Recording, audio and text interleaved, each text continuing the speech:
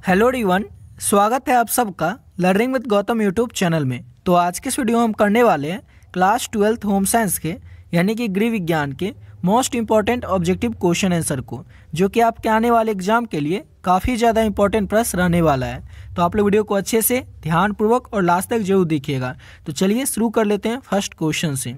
और पहला क्वेश्चन है हमारा, निम्नलिखित में से यानी कि जो चार ऑप्शन दिया हुआ है इसमें से कौन एक प्राकृतिक फाइबर नहीं है। कौन एक प्राकृतिक फाइबर नहीं है इसमें से? तो पहले तो ये समझ लेते हैं कि कौन प्राकृतिक फाइबर है। तो ऊन प्राकृतिक ही है, रेशम प्राकृतिक ही है, जूट ये भी प्राकृतिक ही है, लेकिन टेरिलिन जो है ये प्राकृतिक फाइबर नहीं है। ऑप्शन नंबर इसका ए हो जाएगा। क्वेश्चन आपसे यही पूछ रहा था कि कौन एक प्राकृतिक फाइबर नहीं है, तो टेरिलिन जो है प्राकृतिक फाइबर नहीं है। ऑप्शन नंबर ए हो जाएगा। अगला क्वेश्चन है, निम्न में से यानी कि जो चार ऑप्शन दिया हुआ है इसमें से कौन गर्म रंग नहीं है। इन्हें की है कौन गर्म रंग नहीं है? तो बैगनी जो होता है ये गर्म रंग के अंतर्गत नहीं आता है, यानी कि ऑप्शन में इसका बी हो जाएगा, बैगनी। अगला क्वेश्चन है, वृक्क के ऊपर स्थित अंतरशरीरी ग्रंथि है।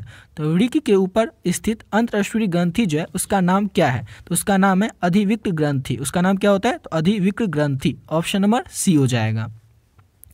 अगला क्वेश्चन है, निम्न में से यानी कि जो चार ऑप्शन दिया हुआ है इसमें से कौन उपभोक्ता शोषण का मुख्य कारण है।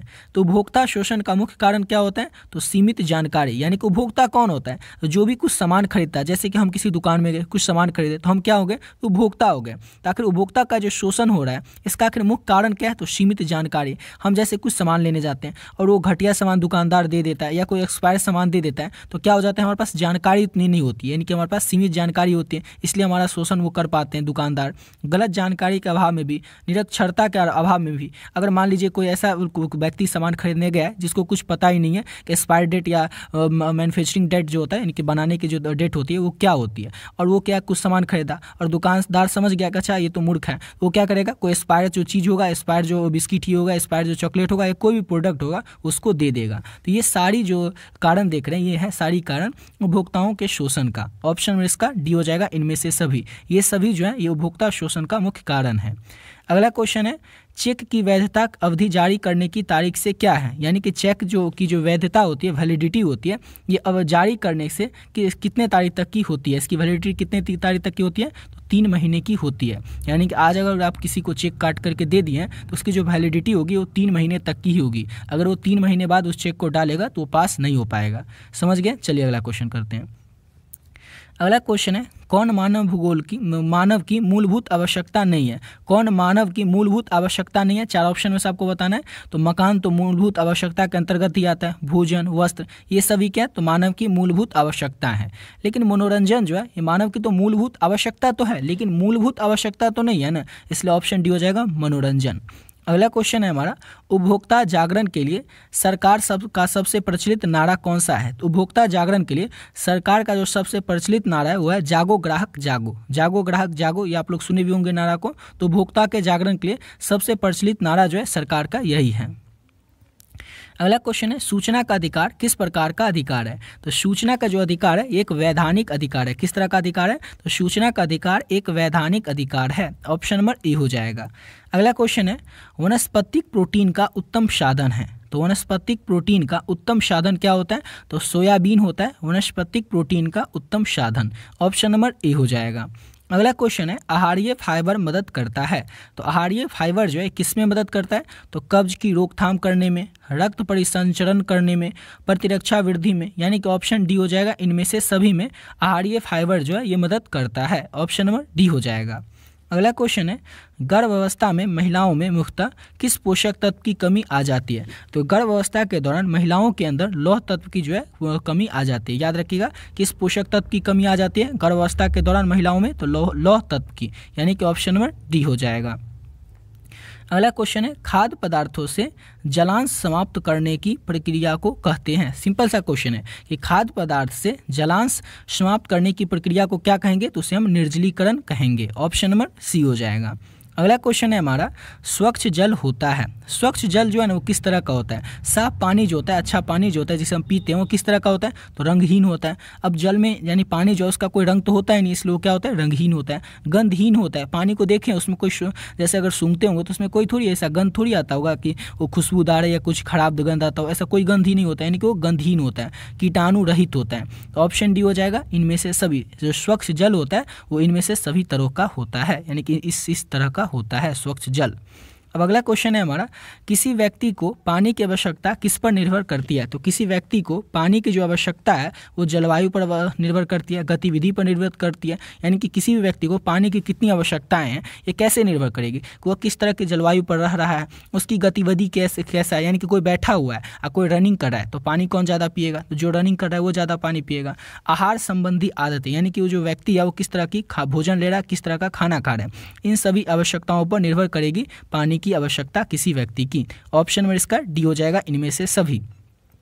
अगला क्वेश्चन की ओर बढ़ने से पहले आपको बताना चाहेंगे कि अगर अभी तक आप लोग होम साइंस का जो इंपॉर्टेंट गेस्ट क्वेश्चन का पीडीएफ है ये नहीं लिए हैं तो किस तरह से ले सकते हैं। ऑलरेडी बहुत सारे बच्चे जो हैं इसका पीडीएफ ले चुके हैं, होम साइंस के गेस्ट क्वेश्चन का पीडीएफ। अगर आप लोग अभी तक नहीं लिए, जो भी बच्चे इस वीडियो को देख रहे हैं नहीं लिए, तो उनको बता दें जल्दी से कि आप लोग इसको कैसे ले सकते हैं और आप लोगों को मिलेगा इसमें क्या क्या। तो पहले तो यही समझ लीजिए कि इसमें आपको मिलेगा क्या क्या। तो आपके होम साइंस में जितने भी चैप्टर हैं, हर एक चैप्टर का जो भी इंपॉर्टेंट क्वेश्चन है ऑब्जेक्टिव और सब्जेक्टिव चैप्टर वाइज आपको इस पीडीएफ में मिल जाएगा। और ऑब्जेक्टिव क्वेश्चन और सब्जेक्टिव क्वेश्चन दोनों, सब्जेक्टिव में भी लघु उत्तरीय और दीर्घ उत्तरीय दोनों टाइप के प्रश्न आपको इंपॉर्टेंट जो है आपके एग्जाम के लिए वो सारा का सारा प्रश्न आपको पीडीएफ के रूप में मिल जाएगा। तीसरा पीडीएफ में आपको मिलेगा 2013 से 2024 तक, यानी कि पिछले 11 साल में जो भी प्रश्न आपके एग्जाम में पूछे गए हैं वो सारा का सारा ऑब्जेक्टिव क्वेश्चन आपको आंसर के साथ एक ही पीडीएफ में आपको मिल जाएगा। और इतना सब कुछ जो आपको मिल रहा है इसका प्राइस है केवल 20 रुपीज़, यानी कि 20 रुपये। इतना कम इसीलिए रखें ताकि जो भी बच्चे हैं सभी बच्चे इस पीडीएफ को ले सकेंगे, अफोर्ड कर सकेंगे और अच्छे तरीके से अपने एग्जाम की तैयारी कर सकेंगे। अब पे आपको कैसे करना है और मिलेगा आपको कैसे? तो ये नंबर है 7903820891। इस नंबर पे आप लोग फोन पे, गूगल पे, पेटीएम किसी माध्यम से पे कर सकते हैं, केवल और केवल 20 रुपीज़। आपको कितना रुपये पे करना है? तो केवल 20 रुपीज़ पे करना है। और जैसे ही आप पे कीजिएगा स्क्रीनशॉट ले करके इसी नंबर से जो व्हाट्सएप है इस व्हाट्सएप पे आपको स्क्रीनशॉट भेज देना है। और स्क्रीनशॉट भेजने के बाद आपको केवल और केवल एक छोटा सा मैसेज कर देना है होम साइंस, जिससे ये पता चल जाए कि आपको होम साइंस का पीडीएफ चाहिए। जैसे ही आप पे करके स्क्रीनशॉट भेजोगे, सब्जेक्ट का नाम बताओगे होम साइंस, आपको जो पीडीएफ है तुरंत मिल जाएगा।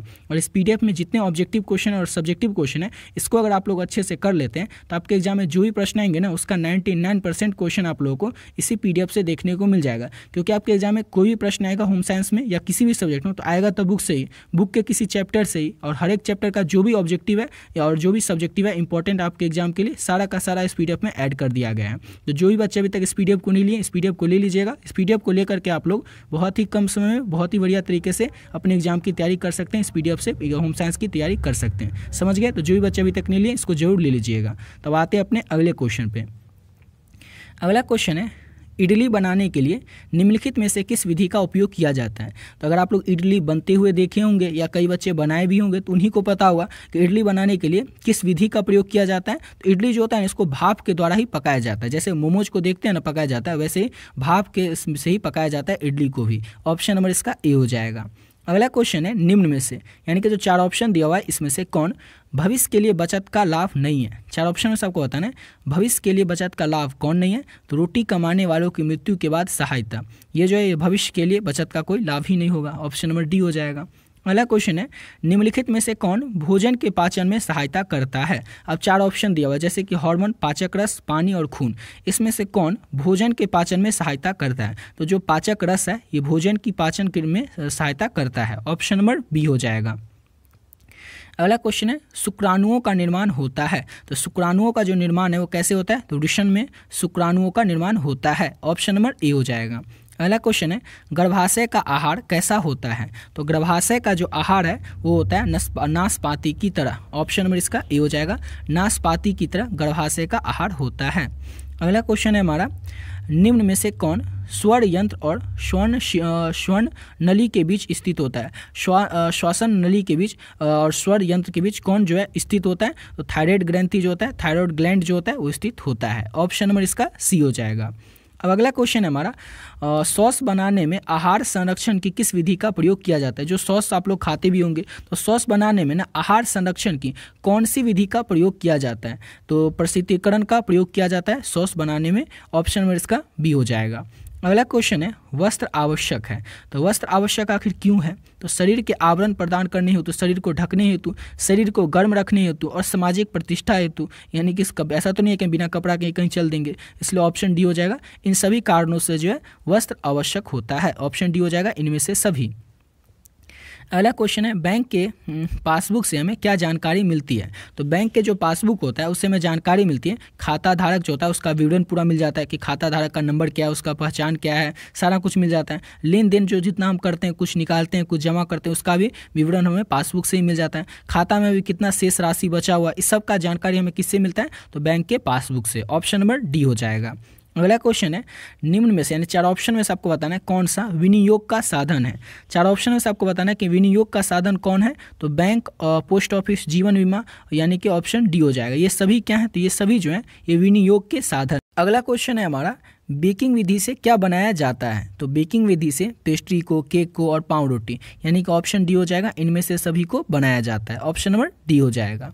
अगला क्वेश्चन है, परिवार के भविष्य को सुरक्षित रखने के लिए क्या करना चाहिए। तो परिवार के भविष्य को सुरक्षित रखने के लिए हमें तो बचत करना चाहिए, यानी कि भविष्य में जिससे कि काम आ सके। यानी कि परिवार के भविष्य को सुरक्षित रखने के लिए हमें बचत करना चाहिए।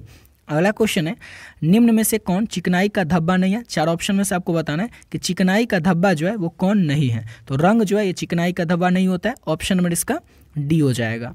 अगला क्वेश्चन है, निम्न में से यानी कि जो 4 ऑप्शन दिया हुआ इसमें से कौन सी ग्रंथि शरीर की अन्य ग्रंथियों को नियंत्रित करती है।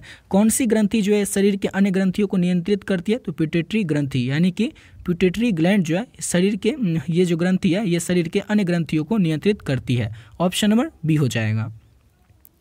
अगला क्वेश्चन है, कपड़ों की मूल इकाई क्या होती है। तो कपड़ों की जो मूल इकाई है वो तंतु होती है। क्या होगा, तो कपड़ों का जो मेन इकाई होगा वो तंतु ही होगा। ऑप्शन ए हो जाएगा। अगला क्वेश्चन है, भारत में स्वास्थ्य समस्याओं का कारण क्या है। तो भारत में स्वास्थ्य समस्याओं का मेन कारण होता है बढ़ती जनसंख्या, प्रदूषण, संक्रामक रोग, यानी कि ये सभी जो है ये भारत में स्वास्थ्य समस्याओं का मुख्य कारण है। ऑप्शन नंबर डी हो जाएगा। अगला क्वेश्चन है, जल प्रदूषण किसके लिए हानिकारक होता है। तो जल प्रदूषण जो होता है वो जलीय जीव के लिए, मनुष्य के लिए, कृषि के लिए, यानी कि खेती के लिए, इन सभी के लिए जो है जल प्रदूषण हानिकारक होता है। ऑप्शन नंबर डी हो जाएगा इनमें से सभी के लिए। अगला क्वेश्चन है हमारा, FPO मार्क वाला खाद्य पदार्थ है। तो FPO मार्क वाला खाद्य पदार्थ कौन है। जैम, जेली, अचार या इनमें से सभी। तो जैम, जेली और अचार ये तीनों जो है ये FPO मार्क वाला खाद्य पदार्थ के अंतर्गत आता है। ऑप्शन नंबर डी हो जाएगा इनमें से सभी। अगला क्वेश्चन है, निम्न में से यानी कि 4 ऑप्शन में से कौन एक सुरक्षात्मक पोषक तत्व है। तो सुरक्षात्मक पोषक तत्व कौन है। तो कार्बोहाइड्रेट, विटामिन, वसा, यानी कि ऑप्शन डी हो जाएगा। इनमें से सभी जो है ये सुरक्षात्मक पोषक तत्व हैं। अगला क्वेश्चन है, प्रोटीन का सर्वोत्तम स्रोत क्या होता है। तो प्रोटीन का सर्वोत्तम स्रोत होता है मांस, मछली और अंडा। ये होता है प्रोटीन का सर्वोत्तम स्रोत। ऑप्शन नंबर ए हो जाएगा। अगला क्वेश्चन है हमारा और लास्ट क्वेश्चन भी, कि निम्न में से कौन परीक्षक पदार्थ के रूप में इस्तेमाल किया जाता है। तो देखिए, सिरका को, तेल को और नमक को, इस सब को जो है परीक्षक पदार्थ के रूप में ही इस्तेमाल किया जाता है। इसलिए ऑप्शन इसका डी हो जाएगा इनमें से सभी। इसी के साथ वीडियो यहीं पे कंप्लीट करते हैं। आशा करता हूँ आप लोग को वीडियो अच्छा लगा होगा। मिलते हैं नेक्स्ट वीडियो में। और ऊपर जो आपको PDF बताएं, उस PDF को जो भी बच्चे अभी तक नहीं लिए उस PDF को जरूर ले लीजिएगा। उसमें होम साइंस के जो भी क्वेश्चन है, ऑब्जेक्टिव और सब्जेक्टिव, सबको अगर आप लोग अच्छे से कर लेते हैं तो आपसे एग्जाम में एक भी प्रश्न छूटने वाला नहीं है। जो भी प्रश्न आएंगे आपके एग्जाम में, सारा का सारा होम साइंस में आप लोग को उसी में से देखने को मिल जाएगा। तो मिलते हैं नेक्स्ट वीडियो में नए वीडियो के साथ।